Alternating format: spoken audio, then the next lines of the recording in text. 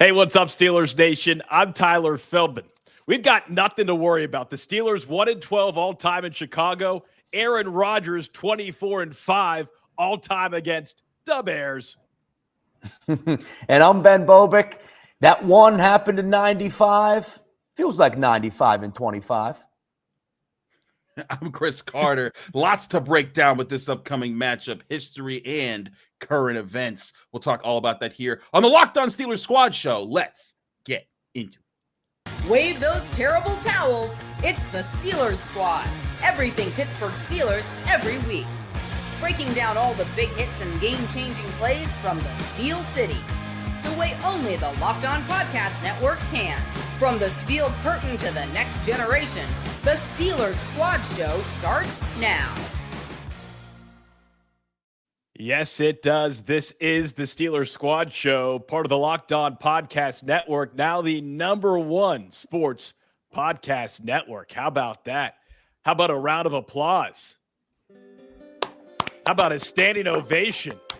Just beautiful. Just beautiful. Silly. Tonight's episode is brought to you by FanDuel.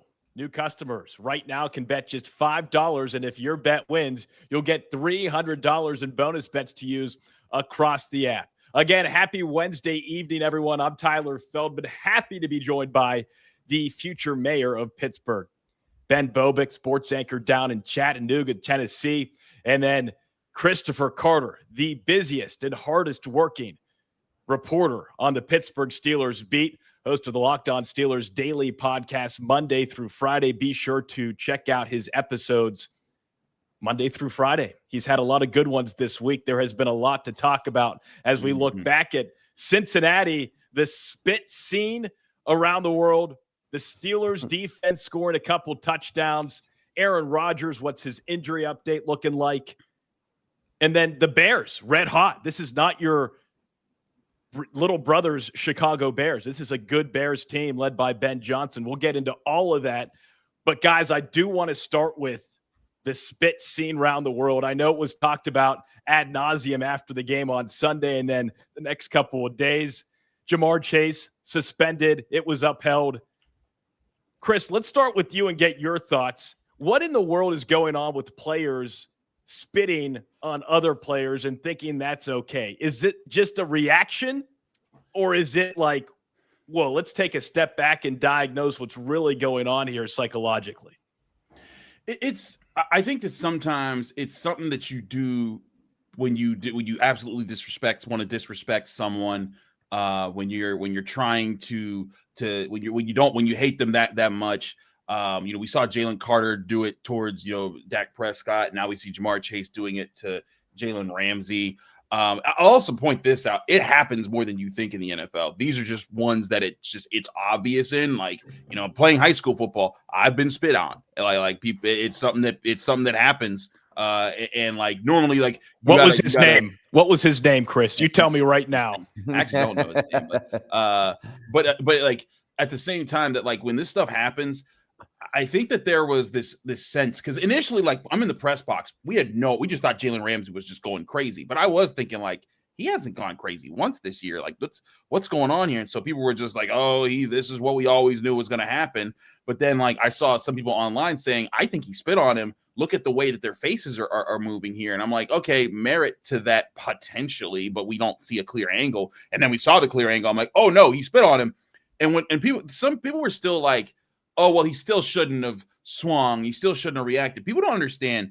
Spitting on someone is an assault. Like, it is legally. Like, I went to law school. You can get charged for spitting on someone if they can prove that you did it. So, like, when that happened, it's like the equivalent of a punch, only it's just more disrespectful. And so, I think Jalen Ramsey, like, especially when you're supposed to be the tough guy, you have to respond in that moment. And I think he responded appropriately, and granted, it didn't work out for the Steelers in the moment, but I'm glad the NFL policed this the way. I think it's rare that I could say the NFL policed something the proper way after the fact, and the fact that Jalen Ramsey isn't fined, and or at least yet, we'll see if he eventually does get fined, but the fact that he's not suspended and that Jamar Chase is, it sounds like they got that right. And I think Mike Tomlin addressed it really well on Tuesday when asked about it, he said, "I have no message if someone spits in your face. Do what comes natural." That's a strong message, and it's just like, and I think it's a message that gets heard across the NFL and in the front offices. That's like, this is one of our most tenured coaches who's probably going to get in a gold jacket someday, and he's reminding players that, like, protect yourself, because that you shouldn't allow that to happen. And it makes me wonder if that, like, there's going to be a bit stronger of a pushback against spitting, but in general, just about, like, respecting what it was. And then to hear Ben Johnson come out today and be like, that's why that dude is that dude. And, I agree with him. And so I think it's just, it's a shame that there's still some players that do it. It's really disgusting, especially when we've learned the danger of, like, germs and what other people might have, from COVID and things we've learned in the past. But it just, in general, even without that, you don't do it. It's a big no-no in football, and in life, really. If someone spits on you, it's an assault. You are free to defend yourself with punches. So I'm glad that Jamar Chase got suspended, though. Funny enough, it might hurt the Steelers if the Patriots had any chance of losing this weekend, to give the Steelers a chance to catch up with them in games. It would have needed a Jamar Chase to play. But I think by and large, you'd rather just see the punishment so that the message is sent. Don't ever do that again, or lie about it after the fact. Well, it's tough to lie when, he lied about it. And then you saw the video. Chase suspended a game, fined about $500,000. The video was clear as day.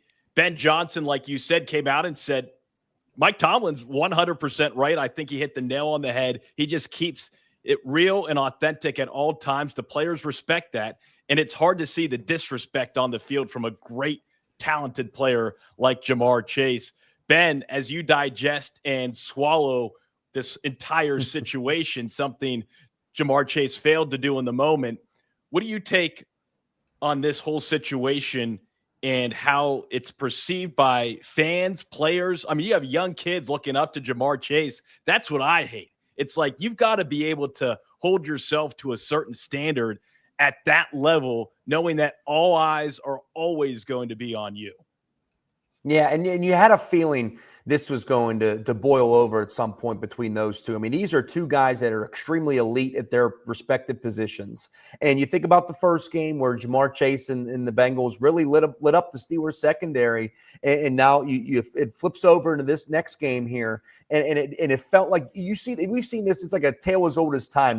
The top corner and one of the top receivers in the league going at it, if you will. And obviously, you hate to see it boil over to this, but I can't say I'm surprised something like this happened, or a punch was thrown, or something like this. When these guys are such elite level athletes, they're so locked into that moment. When you're, like, tapped into that state of mind in a and like, it's a different state of mind, especially being in a football game where your competition, your competitive levels are at an all-time high. Your juice is flowing like no other.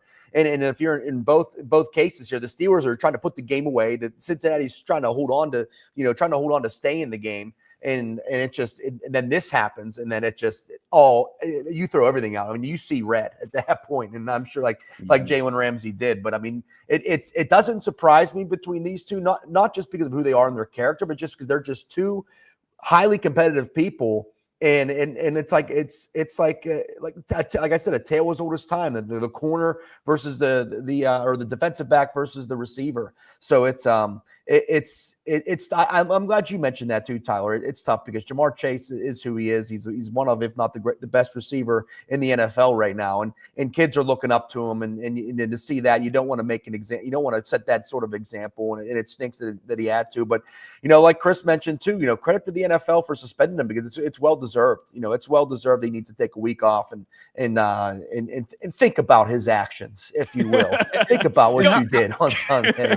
How about this too? The other side that comes out of this, right, guys? Like, the Steelers look like such big brothers to the Bengals in that moment. Like, you go back to the end of the first game when the Bengals won. What did Jalen Ramsey say when he was getting pushed, when he was getting shoved off by Jamar Chase and getting all the push-offs were happening? He said, "F the calls. We have to play better." There was maturity. There was a leadership standpoint that he brought to the table. And he's like, you know what? We got beat. We got to come back and be better. And they got beat by 2 points. And so what happens? Literally a month later, the Steelers made adjustments. They outplayed them. They out-physicaled them. And Joey Porter talking a lot of trash to them too. They get under the guy who is like father, like son. Like, I mean, just like classic. Classic. It's like literally like 10 years before that, Joey Porter Sr. as a coach was getting under these dudes' skin, and here comes Junior messing with him too. And so you see that. Gosh. But then after the game, you see Jamar Chase spitting and acting a fool because he's getting shut down, and they look like clowns. They're blowing out the water, and their season's basically done at this point. And then after the game, he can't even own up to his own actions. Where Jalen Ramsey, and I got to say, I misjudged how Ramsey would handle the situation after the fact, because I thought typically when a player gets ejected, we don't get to talk to them until like Monday or Wednesday or sometime later during the week when they want to talk. But after the game, he was waiting in the locker room. He was like, where the cameras at? I got something to say. And so not only did he get to say it, he's like, yeah, that guy's a punk. He called him a whole bunch of words other than punk. He's like, but we also whooped on him. And so it's another chapter in how much the Steelers just own the Bengals spirits, even in a time where they have the golden boy quarterback. They have 2 superstar wide receivers. Joe Flacco? Are you Joe Flacco or Joe Burrow? Yeah, which Joe you're talking about? One of the Joes. But in all seriousness, like, this is supposed to be their era. When they went to the Super Bowl, what was it, 3-4 years ago? Everyone said it's the Bengals' time. They're just going to dominate. And they haven't been back to the playoffs. This will be their 3rd straight year they've missed the playoffs. Defense hasn't gotten better, and Burrow can't stay healthy. That's a recipe. He's made of glass, man. Well, that's a disaster. That's part of the issue too, Yeah. Yep. Well, let's talk about this then. How much confidence do you have with this Steelers team now, seeing how they bounce back against the Bengals? That was one of my bigger takeaways. Like, look, this Steelers team is far from perfect, but when you come back after losing how they did against the Bengals and then showing what they had last Sunday, I have a little bit more confidence moving forward. During a stretch where you look at the schedule, the Steelers need to have that confidence against some of the teams they're playing, starting this Sunday against the Bears, 1 Eastern at Soldier Field. Ben, Chris, don't you agree? Oh, sorry. I didn't really break. Hey, my bad. That's I thought we were going to I break there. That's my bad. I didn't see either of you up. I wasn't sure if my screen was frozen. No, that's my bad. That's my bad. Listen, this is an opportunity right now. The Steelers are. I'm sorry. What was the gist of your question? I thought you were genuinely throwing a break right there. You know what? I've got to be better. I take one show off, and this is what happens. Okay, I go to a wedding. I go to a wedding in Connecticut. It's nice, crisp weather. I land in Austin, back home, and I hear a gentleman on the plane just dropping F-bombs casually in conversation. There's kids on the flights. I'm like, is that Jamar Chase? Can we find this guy for this action? No, I'm saying the confidence that the Steelers now have going into a really tough stretch, that bodes well for this Pittsburgh team, as opposed to had they lost to Cincinnati for a second time this season. Oh, absolutely. The confidence is soaring. And I'll also point out this. I did this in my post-Gazette film study this week where I talked about the pass defense and the chemistry. The Steelers defense in the last three games, last 3 weeks of the NFL, has allowed a passer rating of like 70 or so to these teams. That would be like the best passer rating allowed in the NFL if that was their season-long rate that they were allowing. And they did that against the number 3 passing offense in the Colts, number 10 passing offense in the Chargers. And since Flacco has taken over, the Bengals have averaged 296 yards per game through the air, which would be the best in the NFL and is the best in the NFL during the time since Flacco's been there. So 3 potent passing offenses, and the Steelers defense has held up pretty much against it. Lad McConkey is beating Brandon Eccles aside. If that is the floor moving forward, now all of a sudden there is a confidence that this defense, they're not historic, they're not, the 76 Steelers or anything like that, but that they can beat most teams, because if they're able to take those guys on and play well, and they're believing in each other, they're finding the chemistry, and they're doing things right, and they're switching things off. Now, if I'm the Bills, I'm like, wait a minute, this defense is a lot more of a problem than we thought it would be. That's the stuff that can help you win tough games. They need other things to click. They need the offense to show up. They need the run game to show up. They got a lot of other things to do. But there is a confidence there, and I think the adjustments they've made on defense has given them reason to believe in it. And we'll talk more about those adjustments. Hey, guys, I'm sending it to break right here. Just want to give you both a heads up. Thanks. Still ahead. The first quarter is wrapping up here on the Locked On Steelers Squad Show. Chicago Bears preview. It's the Bears and the Steelers in the Windy City this coming Sunday, 1 Eastern on CBS. The Bears 7-3, the Steelers 6-4. We'll talk more about that defense. We'll get into Aaron Rodgers' injury, how that might impact the Steelers. And then new on tonight's show, Bibo's best and Carter cares. That's still ahead on this Locked On Steelers Squad Show. Stay with us.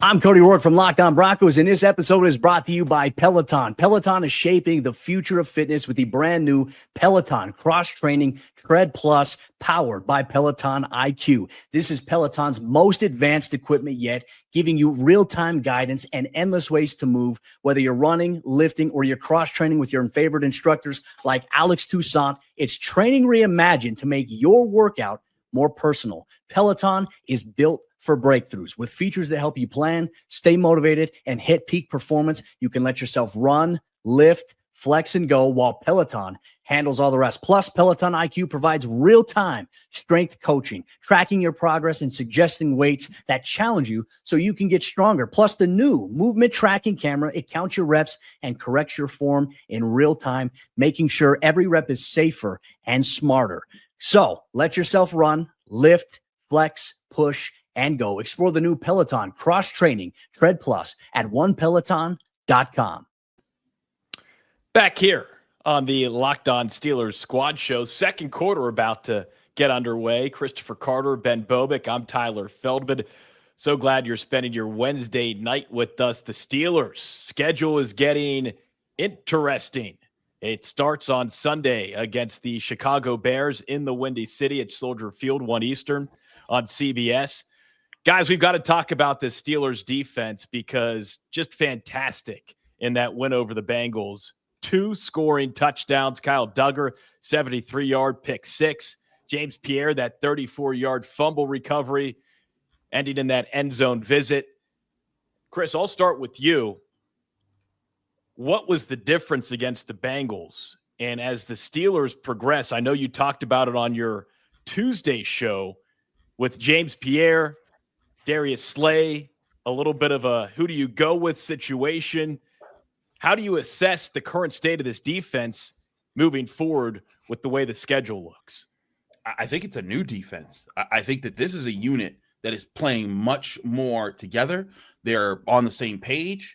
They're covering things. They're not leaving guys wide open. And if guys are open, it's kind of like, hey, it was like a busted play, but it's not like Joey Porter Jr. is just leaving the left sideline completely unattended. It's not like guys are being accountable. And I think that that's a really, really good sign for the Steelers right now, is that they're getting this kind of play across the board, especially on defense. And you're seeing the run stuffing. And I think it's also really good that you're seeing certain guys stepping up. And when I say certain guys, I mean guys that the Steelers have drafted and been developing to get to this point, and they're starting to arrive. And Joey Porter Jr. right at the top of that list. 3 straight games. I think he's allowed like a couple receptions. He has an interception against the Colts. He dropped one against the Chargers, but they couldn't go after him. I think it's back-to-back games. He didn't allow any receiving yards. He is playing at such a high level. And with swagger, too. He's talking. He's being the villain cornerback that you want him to be. And that's what you drafted him in the first pick of the second round for. That's why you went and you made that trade. I mean, it continues to make that. That's funny. We're talking about the Bears this week, but the Chase Claypool trade just continues to live on. What a deal to get out of that situation. So looking at that, then you have other guys. Keanu Benton from the same round of the same draft comes in and he is playing lights out. I've been saying it. I said it at the Colts game. I said that was Keanu Benton's best game ever. Then against the Chargers, I said that's his best 2 games ever. And now I'm hearing that's his best 3 games ever. And once is lucky, twice could be a coincidence, 3 times is a trend. And when you got guys like that, and it's not just them, Darnell Washington, playing at a high level, Nick Herbig playing at a high level. You got these guys that aren't first round picks that are supposed to be dominant right away, that they are emerging and they're coming up and they're helping you form this new nucleus. That's the kind of stuff you can be excited about. So this defense has every reason to be confident. And like, again, when you look at the offenses that they faced, Bengals, Chargers, Colts in the last 3 weeks where they've played them all pretty well. And then you look at the rest of their schedule. Look, Caleb Williams is athletic, but I think they can run with this Bears offense. Josh Allen's phenomenal. We know he is, but he don't got the receiving weapons that the other teams got. We know what Lamar Jackson brings to the table. You got Tua. The Lions might be a unique challenge with that O-line. They might be something else. But they look a lot more ready to stand up to all of these offenses than they did a month ago. A month ago, it was like, oh boy, maybe they do got to just ramp up the scoring. But now it looks like, oh, you know what? Let's see how this defense does against them dogs. After that Chargers game, I was sick to my stomach. I said, what did I watch? Keanu Benton played great. But Ben, again, it seems like to what Chris is saying, this Steelers defense right now, this is exactly what you want if you're on the Steelers on that defense. And if you're a fan watching, you've got to go into this game against the Bears with a lot of admiration for how this defense has continued to grow and push through those growing pains, right? Yeah, allow me to say this too, and for everybody that's watching at home, make sure I'll give you a couple seconds here to sit down when I say it. You have to give credit to Mike Tomlin and Terrell Austin because you know why? Because they made some adjustments with the personnel that they had. They came out, they came out with the defense. There's a lot of new parts of that defense. I don't have to run through all the names that are new. You guys have been watching the season. You've been here the whole time. You know who's new in the Steelers defense. But so they came in at the beginning of the season and they wanted to play a certain way. Okay, it didn't really work out that much in a lot of the big games. So they made adjustments, and now they're seemingly finding their way of what works for this defense, what works with this personnel they have. Jalen Ramsey going to safety. We talked a lot about it last week, how much we love to see it. It worked out again. He seemed to find a little bit of a home and new life there. Not that he needed new life for a revival. I mean, but it's good to see him.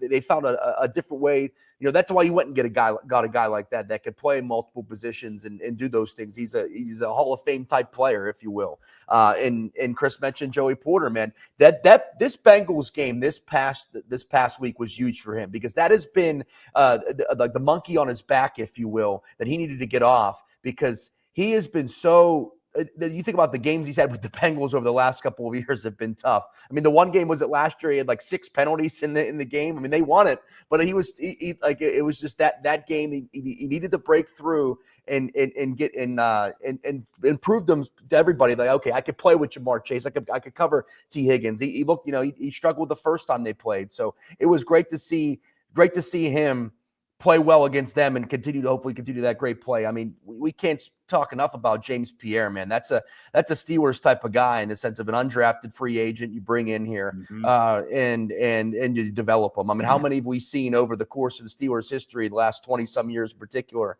that that you think of that have been those type of guys, Willie Parker, James Harrison type of guys. I'm not comparing James Pierre to them, but I'm thinking about these guys that they have. So it's just, I think, fine tuning, finding out what works for this defense and bringing the best out on them. And that was just a work in progress. And we're starting to see, hey, they found some different things that work. It's starting to work against some good teams. Now it's about sustaining that and tweaking it the right way to, like Chris said, when you get into these games with a lot of these bigger teams, or these, the Ravens, the Bills, and the Lions, if you could tinker the right way to make those guys uncomfortable. Let's smoothly transition to the other side of the football. Aaron Rodgers, that's the big. Is he going to play? Mason Rudolph, Aaron Rodgers, so good all time against the Chicago Bears, 24-5, including 11 wins at Soldier Field. Chris, what is the latest on Aaron Rodgers? What is the team saying? What is Aaron saying? It seems like he will be playing with that left wrist injury. It seems like there's a good chance. Now, they're still going to play it safe. They're not going to rush it. They're not going to put him in harm's way. And he is saying like, hey, Mr. Coach Tomlin is who said he's going to make that decision, and how they handle it. But, the thing is, it's the non-throwing wrist. And the sense that I get from both listening to Aaron Rodgers and Mike Tomlin both talk about this situation, Mike Tomlin used the word functionality, of Aaron Rodgers. And when asked about pain tolerance, Aaron said it's not that. It's about safety. And so I think that what this is about is that, hey, it's not if he feels 100%.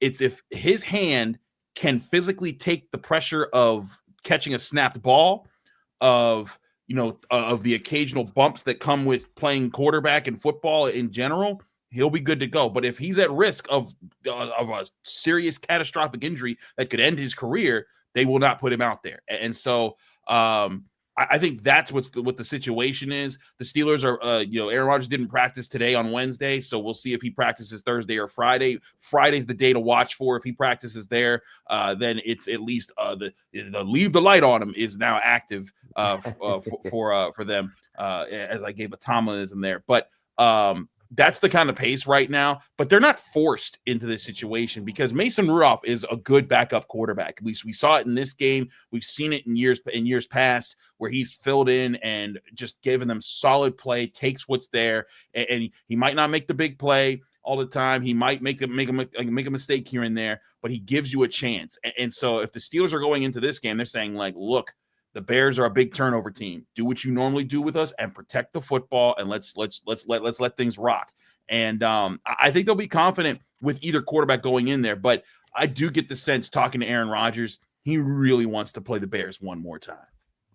I'm sorry, I've got to show this comment. Hey, look, if you're watching the show or listening to the show tomorrow or audio-wise, if you watch when we're live 8 Eastern on Wednesdays, you can comment and interact with us. Junior Mafia, we're getting Rudolph right before Christmas, but that's too good. Ben, what are your thoughts on, hey, should Aaron Rodgers go if he's not 100%? Should the Steelers play it safe? It is a big game. I mean, the Steelers right now 6-4, but you got to start stacking some wins. There's not a ton of season left. We're past the halfway point now. Yeah, it sort of sounds like that they're trying to find the right brace or the right way to stabilize this wrist and to make sure everything is like Chris mentioned, make sure everything's good to go. Because I was listening to the press conference yesterday with Coach T, man. He just he kind of laughed off the pain tolerance aspect of it. It's like, you don't have to worry about it hurting too much, Like he's good on that. It's just about finding that right fit to, okay, this works for me. I could operate with this. It's stabilizing the wrist where he's able to kind of take the bumps and bruises of the game, if you will. But you definitely get the sense that Aaron Rodgers 100% has full intentions of playing on Sunday. It's just a matter is if they find the right balance, or not the right balance, but find the way to let him play in a safeguard. But on the flip side of that, man, full confidence in Mason Rudolph. I think, and I honestly, I never want to see Aaron Rodgers out of the game because he gives us our best opportunity to win, overall. But it was almost a blessing in disguise on Sunday because it just felt like that offense was trying to do a little too much for about, let's see, 6 quarters now, dating back to the Chargers game. And Mason Rudolph just came in the football game and just kept it simple. They were running the ball decent. He was able to just hit the open guy, let guys go out there and make plays, just getting the ball in space. And you saw a lot of getting the ball to a person and they had one guy to beat or one guy to maneuver around. And they won that battle more often than not. I mean, obviously, and then that's what you have when you have a guy like Darnell Washington, who's almost a cheat code in that sense. When there's only one guy on him trying to tackle him down, it's like, let's just see how this goes for the other guy. You almost feel bad for him. But it also, you tip the cap to Kenneth Gainwell too, man. That's why you went and got a guy like that who's great with the ball in space and is able to make guys miss and beat guys to the pylon like he did with the first touchdown. And so it's just I have full faith in Mason Rudolph, man. He's one of the best, if not the best, backup in the league, and you have full faith that he could go and get it done in Chicago. But like Chris said, man, Aaron Rodgers wants to play the Bears one more time. Let's not beat around that bush. Let's not pretend to be like he doesn't want to. He wants another win against Chicago in Chicago, and I think there's a really good chance he plays. And we will talk about that matchup between Chicago and Pittsburgh still ahead as we approach halftime here on the Locked On Steelers Squad Show. Up next, Bibo's Best and Carter Cares. Okay, we're trying new segments here on the Locked On Steelers Squad Show. What does it mean? Who's Bibo? Does Carter care? Those are all big questions, and we'll have those answers up next right here on the Locked On Steelers Squad Show. The NBA is back, and there's no better place to get in on the action than FanDuel, the official sports betting partner of the NBA. Even if you missed the start of the game or want to ride the hot hand, FanDuel has live bets on everything from who will score next to fourth quarter comebacks. Plus, you can even combine your live bets into a same-game parlay for a shot at a bigger payout. It keeps every game exciting, especially when your team's making that late push. Right now, FanDuel is giving new customers $300 in bonus bets when your first $5 bet wins. So head to FanDuel.com to sign up and play your game with FanDuel, the official sports betting partner of the NBA. Third quarter of this Locked On Steelers squad show on a Wednesday night, previewing the Bears and Steelers matching up Sunday, 1 Eastern. On CBS, he's Christopher Carter, host of the Locked On Steelers daily podcast Monday through Friday. He's Ben Bobick, Pittsburgh native, just like Chris, and a sports anchor in Chattanooga, Tennessee. I'm Tyler Feldman, proudly born and raised in Pittsburgh, huge Pittsburgh sports fan. The Steelers 6-4, the Bears 7-3. The two teams going head-to-head Sunday in the Windy City. Two new segments to get to. Starting with Bibo's Best. This is where Ben Bobick, a.k.a. Bibo, those who know, and those who don't know, now know. So there you go. Ben, who's been your best? Like, is it a player, a coach, a fan, a family member, someone you bumped into on the streets in Chattanooga recently? What's your best right now when it comes to Pittsburgh Steelers football? Well, just for you mentioned family members, my mom and my fiance, obviously number one always. Just want to put that on the record so I don't pass there up we them. go. I teed you up and you crushed it. Yeah. In regards to the Steelers, similar to what I was just preaching about with the offense and just taking what, just taking what's simple.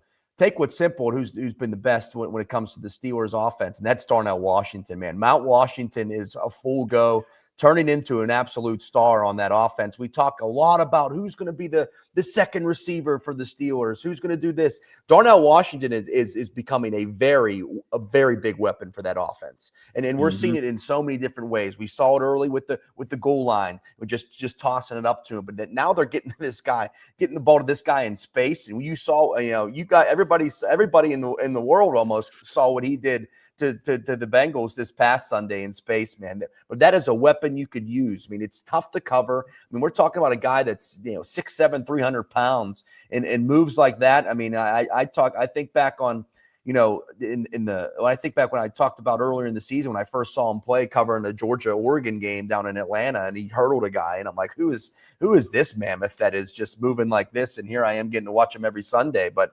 he is Bibo's best 110%. You plant the Bibo flag on Mount Washington because he is becoming a legitimate weapon for that offense.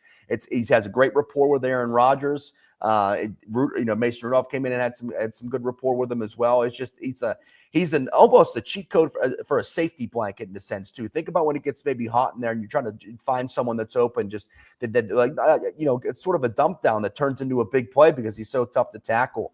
I just think he's becoming such a weapon that could really open up the rest of the offense because that's a guy that these teams are going to have to try to cover if they can. And that puts eyes on him. And if that opens up the rest of the offense, if that gets DK Metcalf a little bit loose, if that gets Calvin Austin loose, or the plethora of other tight ends that you have in Penn State's Pat Freiermuth and obviously Jonnu Smith too. So yeah, it's got to be Mount Washington, man. I mean, he's really coming to his own this season, and it's fun to watch. Ben, are you taking the incline up to plant that flag, or are you walking, driving up Mount Washington? What's your transportation option? I'm not a big heights guy, admittedly. So but I neither am I, buddy. Neither am I. But I have to say incline because I don't want to get a mark on my Inzer card here. So it has to be boom incline, obviously. Let's climb over to Christopher Carter. Darnell Washington, a great answer for Bibo's first ever best, because size certainly matters at that position. Hard to bring down, hard to get in front of. That is a big boy who's making the most of his time in that Steelers offense. Okay, now it's time for Carter Cares. Christopher Carter. I'm sure he doesn't care about a lot of things, but the things he does care about that matter to him most need to be talked about for a national audience. Christopher Carter, the floor is yours. Guys, you know what really grinds my gears? Hey, this is not a grind your gears. This is Carter cares. Let's clarify things. This isn't Greg Gutfield. So I'll give you one here that I kind of thought about, and I think it's not super important, but it does get on my nerves. Whenever a fan is like, why do we play Renegade? It's so stupid. It doesn't work. It's over. Renegade never works. And this past weekend, they play Renegade, and then the very next play, hit, fumble, Pierre, scoop, score. And it's like, does Renegade work now, guys? Did it lose its power? And it's just like, and not that Renegade ever had like a real, the thing about Renegade is that it's your tradition and that you do it. And yeah, there's times that Steelers defense gets slaughtered after Renegade gets played, but the ampedness that it gives that environment when it plays and the fans are twirling their towels and they're loud and they're confident and the defense is feeling it and they feed off that energy like that stuff is real.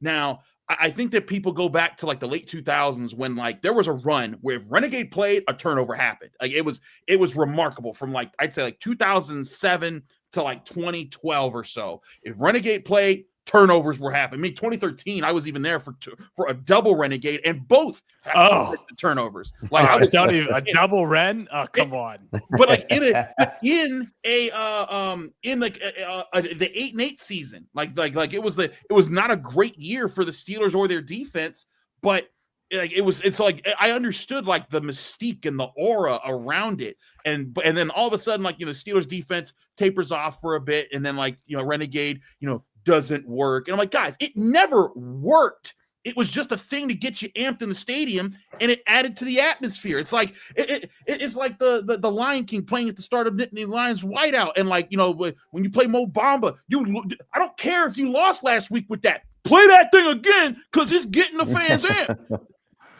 When people say that, I'm like, do you miss the entire plot when you're saying, oh, just get rid of Renegade? And listen, is the song not that great?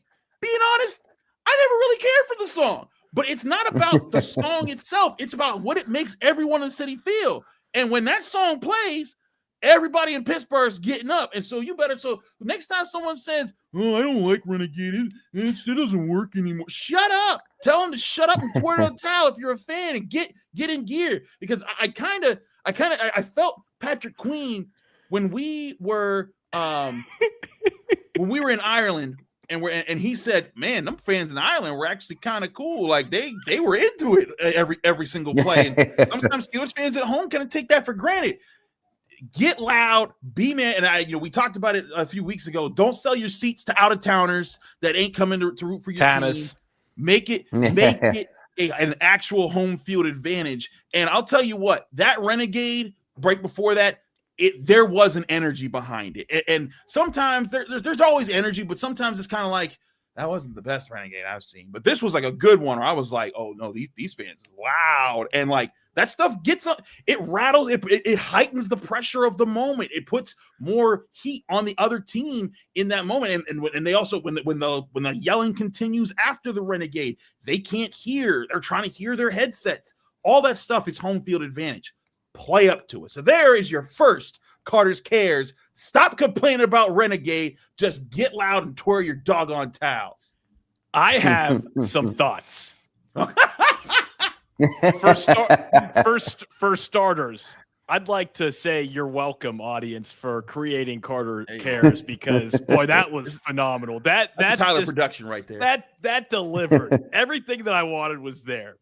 Two, it's a great first Carter Cares because I always try to remind people, if you're a season ticket holder or you go to a lot of Steelers games, you're used to it. It's just part of the experience. But you have to think about the diehard Steelers fans who are coming into Pittsburgh for that experience, to experience Renegade for the very first time. And there are fans at Acrisure Stadium that are there to have that moment. And so, Chris, I'm with you. Regardless of if it leads to points or a big play or not, it's part of what makes being a Steelers fan really special. Obviously, it's easier to find the aura and the energy in Renegade when the team is winning and really good. And we were able to experience that not too long ago. But to your point, yes, I think there are fans within every team in the country, in the world, who probably take some of those cool moments for granted. Boy, fantastic job, guys. Really, really just... Hey, that's producer level stuff. You queued us up. You knew the talent was in your room. You sent 2 James Pierres out here, and we locked down Jamar Chase, baby. Two James Pierres and just a bunch of Darius Slaying with those answers. All right, let's get into the game. Let's preview this stuff, and then we'll go to break and have the fourth quarter predictions and whatnot. Chris, when you look at this matchup just right off the bat, this is a big game. This is a huge road test, a test for the Steelers that could really dictate which direction they're heading this second half of the season, don't you think? Yeah, it's very pivotal for where you're at. You look at the Ravens, and they get a very much a cupcake game on their schedule right now. Granted, last week they almost blew it last week, but now they get to play the Jets at home. That's not boding well for the Steelers to get some help, and so you want to keep that distance. And granted, if there was a game on the schedule to lose the rest of the way, this and the Lions game would be the 2 games because they're not AFC losses, and that because those play into tiebreakers. But still, you want that game up on Baltimore. You want to have that cushion that you had, at least some cushion before it's just dead even between you guys. And so, yeah, this is important. And also, I think for momentum. Because if you were able to win this game and win this game solidly, playing good defense, moving the ball in offense, and you're carrying confidence coming back home to play the Bills, that crowd's going to be loud. They're going to be there. It's going to be a big game, and you would set the stage for yourself to have grab the NFL attention, the national NFL stage.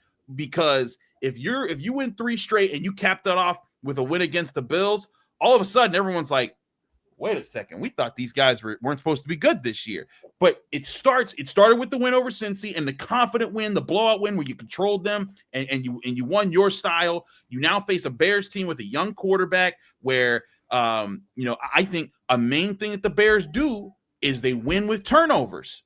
And what do? You know how to win with turnovers, and you know how to limit the other team's turnovers. If you're able to beat this team in your style of football and dictate the pace of this game, it's going to go a long way, not just for the record, but I think for the momentum of how the rest of this season can go. It gives you that cushion. So if you lose to the Bills, you're not behind the Ravens. At best, you're tied with them. Because I also think with Joe Flacco being a full participant in practice this week, and Jamar Chase off this week against the Patriots, but he'll be back against the Ravens. If they activate Burrow and it's Chase and Higgins against the Ravens, I don't necessarily mark that up as an auto win for the Ravens. And they play them twice in 3 weeks in between playing the Steelers, or the Steelers are in between playing them. So, there's an opportunity there for if the Steelers handle the business now, they beat the Ravens, they would put a lot of pressure on a Ravens team to go back to Cincinnati after a loss and say, we got to stop that passing attack. With a secondary, Marlon Humphrey has not looked good this year, and there will be a lot of pressure on them to finish strong. And by the way, their 3 games after that second Bengals game are Patriots at home, Packers in Green Bay, and in Pittsburgh. There is a path for the Steelers to take control back of this division a bit more, and it starts with winning this week to keep that cushion. The Bears, red hot, winners of 7 of their last 8, including 3 in a row. They started the season 0-2. They beat the Vikings last week on that last-second field goal, 19-17. Ben Johnson looks to be the right piece. Finally, in Chicago, you got to give him and that organization a round of applause. It seems like it's been a while. Steelers coming off that 34-12 win over the Bengals. Ben, when you look at this matchup just right off the bat, what excites you the most, and how do the Steelers kind of punch forward and get the job done? I was thinking about this before the show, and it feels like the Bears are almost winning in Steeler-esque ways. Ugly, they haven't been pretty wins. They'd have to come back and like Chris mentioned, they're winning. They're turning a lot of turnovers, and they're just finding ways to win at the end. And also, I mean, the thing that just stares out to me about the Bears, and I will say this at the beginning, and I think everybody that's on this program and watches it knows that it is very tough to win football games in the National Football League. But you look at who the Bears beat this year. I mean, the Raiders, Washington, New Orleans, The Raiders, yeah, the Giants. I mean, the Vikings have been so wishy-washy. It's Cincinnati, and needed the Bengals, the bungle to beat Cincinnati too in that game. Badly. And then you look at their loss to the Ravens, and you see like, oh, that makes sense, 30-16. Tyler Huntley was the quarterback of Baltimore that week. That wasn't even Lamar Jackson. That was the week before he came back. So I mean, you don't want to play the schedule games. You still have to show up on Sunday and work. But they've been winning games ugly, and I think when you look at the simple the matchups in terms of, okay, they like to create turnovers. Well, the Steelers do a good job of protecting the football, so if they could do that, then that could bode well for them. And also, I love a Mike Tomlin led team against a young quarterback. Typically, I always do. And Caleb Williams is young, and he's made great improvements, and he's a big reason why they're 7-3. Him and Ben Johnson have been seemingly a pretty good marriage, but I just like them making him uncomfortable. I think is going to be key, and obviously, we'll talk more about it in the next segment. But stopping the run and stating the obvious when it comes to stopping the run. But I think what's big for the offense, I feel like, is just finding those adjustments. These last, especially with Rodgers, those 6 quarters he played. I mean, it's been pretty poor, and I think the defense went through that spell there where the offense was carrying them a little bit, where they needed to make those adjustments, and they were able to. Now the offense seems to be in a bit of a bind. There's a lot of film out there on it. They're taking away DK Metcalf. They're trying to make Aaron Rodgers uncomfortable, and they're doing different things. Well, now the offense needs to make those sort of adjustments to see what works. We talked about Darnell Washington. We talked about getting the tight ends involved and other ways to get it working. So they just need to make some adjustments and keep it simple, I think. So I think that's what I like to see the offense make the adjustments, because I think if they show up, the defense is going to make plays, because they're really trending in the right direction against a young quarterback like Caleb Williams. All right, so a little appetizer of this matchup on Sunday. When we come back, the fourth quarter, we will talk more, little entree, maybe a little dessert, some predictions for this Steelers-Bears game Sunday, 1 Eastern in Chicago. We'll be right back here on the Locked On Steelers Squad Show on the Locked On Podcast Network.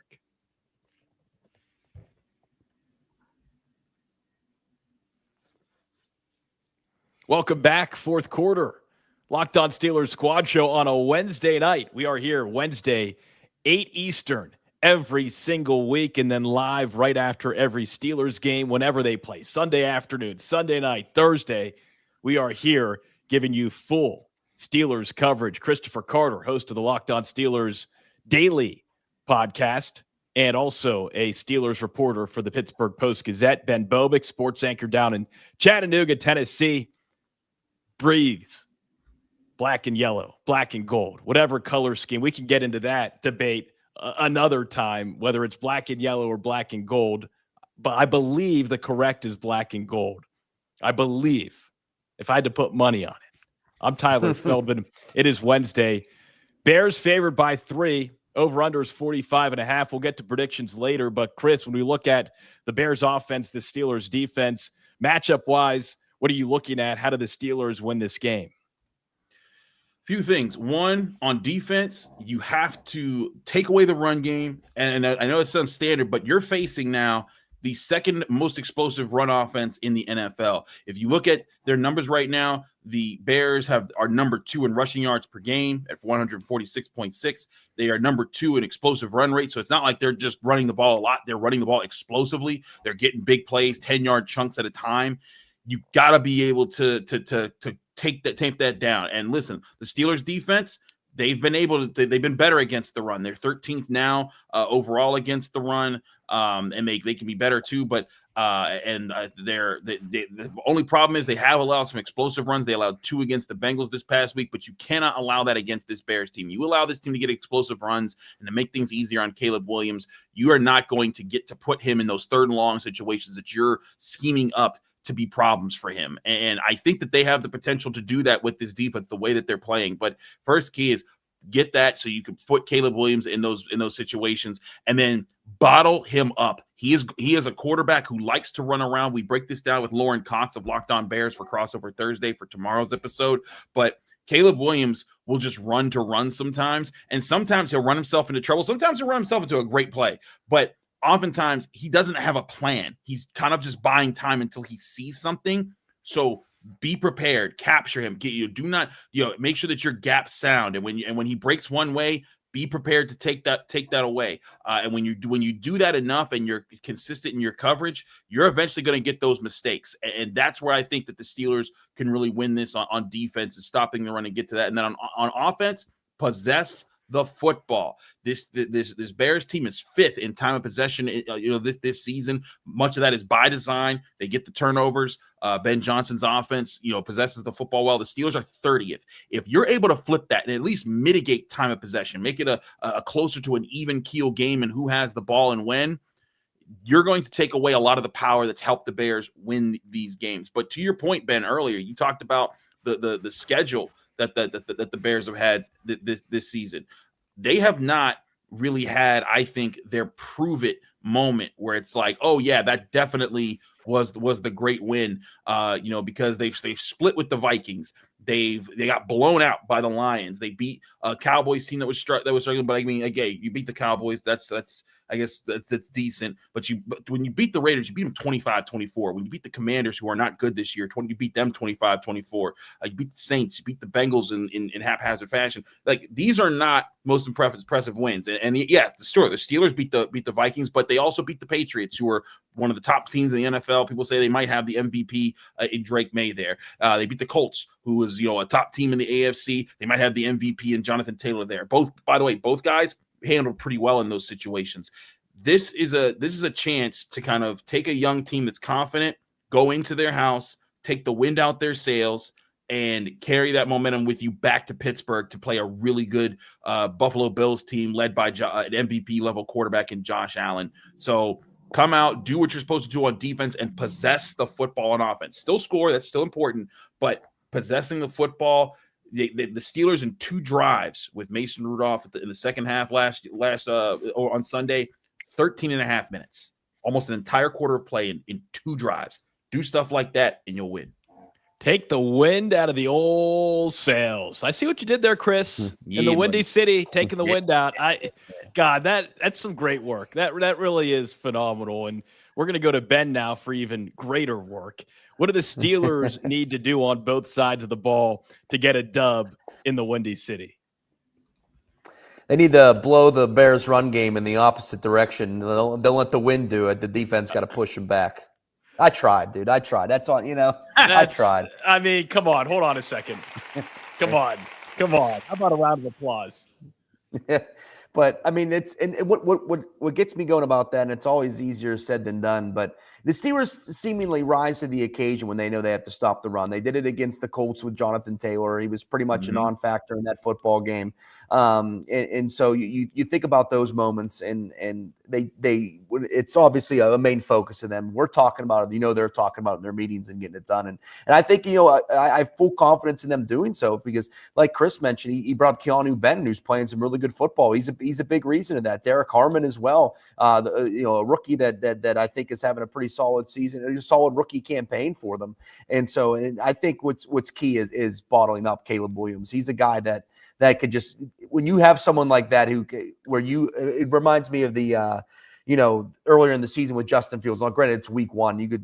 Lots going on in week 1, but that's a guy where they would have him bottled up, and he seemingly slips his way out of there, and then you just throw everything out the window because when guys are able to do that, it's backyard football and anything could happen. So I think just keep making him uncomfortable, and the Steelers have been doing a really good job of making quarterbacks uncomfortable these last few weeks. It started with Daniel Jones. You saw with even in a loss to LA. I mean, Justin Herbert didn't have an easy day, and it would just eventually with the Steelers offense, couldn't do anything to a point where they just eventually backdoored their way into winning the football game. And then obviously this past week, they did a really good job of, Joe Flacco looked really uncomfortable on Sunday, whether that's his shoulder injury or not that was bothering him, but the Steelers definitely didn't help. So I just think they're doing a good job of just making the quarterback uncomfortable, and the offense got to find a little bit of their mojo back, man. I think it's similar what the defense needed to do, and just kind of keeping it simple. If Aaron Rodgers is a quarterback, taking what's there, man. Hit the open guys. Let's just get this thing moving. It doesn't have to be, you don't have to force it into DK Metcalf at certain times, or you don't have to make those Aaron Rodgers-esque throws. Let those throws come to you. You're going to be able to make those tight window throws. You are who you are. Just take what it's given you. Get the ball in the hands of your playmakers. Let them go to work. So it's going to be. I think, and I also think it's big that not only the Steelers win this football game for obvious reasons, but they haven't won on the road in a while. They haven't won on the road, a true road game since New England. That's 2 months ago at this point, and that was a slugfest, if you will. So I think if the Steelers don't turn the ball over, make a splash play or two, and stop the run and do it, and the offense finds a little bit of their mojo, I feel pretty good about them coming out with a win this week. The Steelers 1-12 all time in Chicago. That one win in 1995. Ben said that earlier on the show. I'm just repeating the facts. That's what's happened. It's history, but the Steelers team gets to make new history. Okay, that's the cool thing about history. You get to show up and create what the record books then can tell people about. All right, let's do predictions. Chris, I know it's a Wednesday. I know this is out of body for you. It's always a little bit different. What do you feel? What are you doing? Are you able to provide a prediction here tonight? Yes. I'll give you a prediction. The Steelers going into this game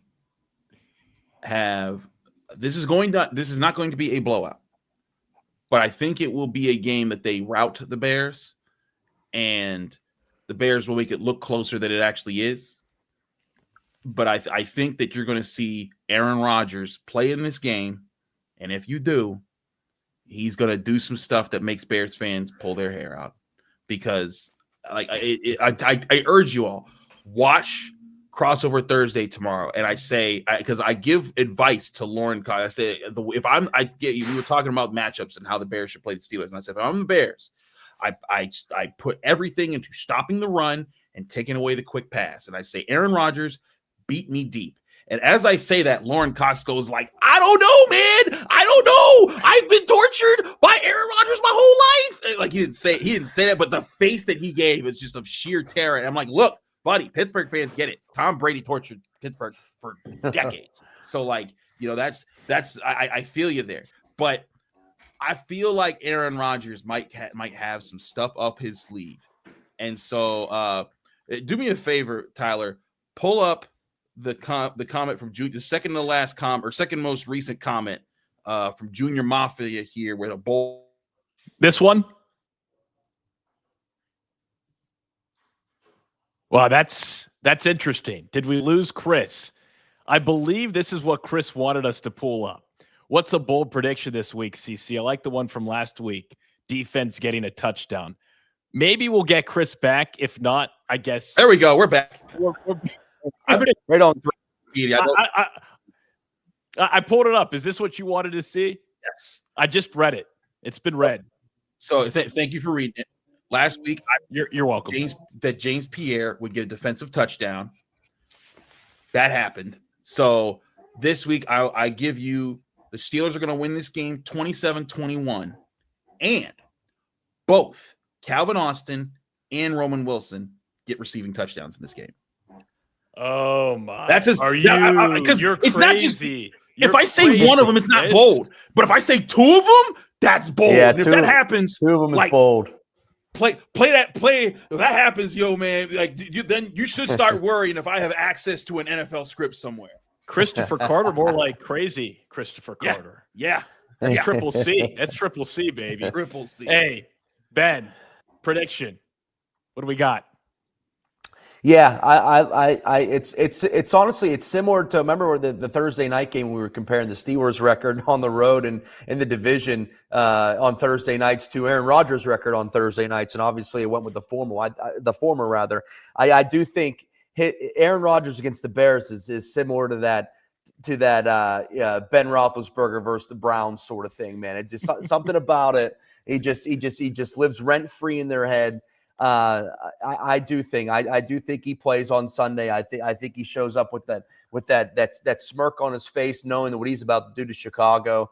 And I think it's a big win for the Steelers because they do need it in the sense for everything that Chris mentioned not too long ago, man. You win this game against Chicago, you set yourself up for this final leg of the season where you're playing a lot of good teams when they're in the Ravens, Bills, and Lions with some sprinkled in there. So I think I think it's going to be exactly what you sort of think it is. I think there's going to be some struggles at times and then those signs of solid play. But I think the defense disrupts Chicago enough. I had the Steelers winning this one 23-19. I do think they make it that they make the Bears basically get it out to having to score a touchdown or just enough ahead where they're in control of the game, but like kind of sort of similar to what Chris said, where they sort of come back at the end and make it a little bit close, like they might come back, but in reality, the Steelers put a cap on their magical comebacks, if you will, that they've had this year. And then my other prediction too, because I know you guys all wanted, I have the Steel Valley Ironmen winning the 2A Whippeal title on Saturday, 35-28 over St. LaSalle. Deron Barksdale is going to go for about 4 touchdowns, and the Ironmen are going to bring home number 7 to Munhall. It was a tough loss for Upper St. Clair to Peters Township. I saw the Steel Valley, so I'm all in on Steel Valley here. They've got to win for this show. They need to win. They do. With St. Clair out. I have the Steelers winning 22-16. A weird score. Part of me wants to go with Chicago, but I just feel this Steelers team right now, this is the win that kind of catapults them into that next trajectory during the second half of the season. It has that weird score sort of game, doesn't it? You feel it, don't you? You feel it. You feel it through the screen. Yeah. Thanks, everyone, for tuning in and joining us live on this Locked On Steelers Squad Show. A reminder, you can listen to the audio of tonight's show on the Locked On Steelers podcast channel. Ben, you like that? You like that, Rock? Yeah, you do. You can listen wherever and however you podcast. And hey, Steelers Nation, do yourself a favor. Like, subscribe. I know I say that every week. Please do it. That's all I ask. Very simple. That'll do it, though, for this Wednesday night Chicago Bears preview edition of the Locked On Steelers Squad Show. For Christopher Carter and Ben Bobick, Bibo, Double C, I'm Tyler Feldman saying good night, and here we go. We'll see you Sunday right after the game.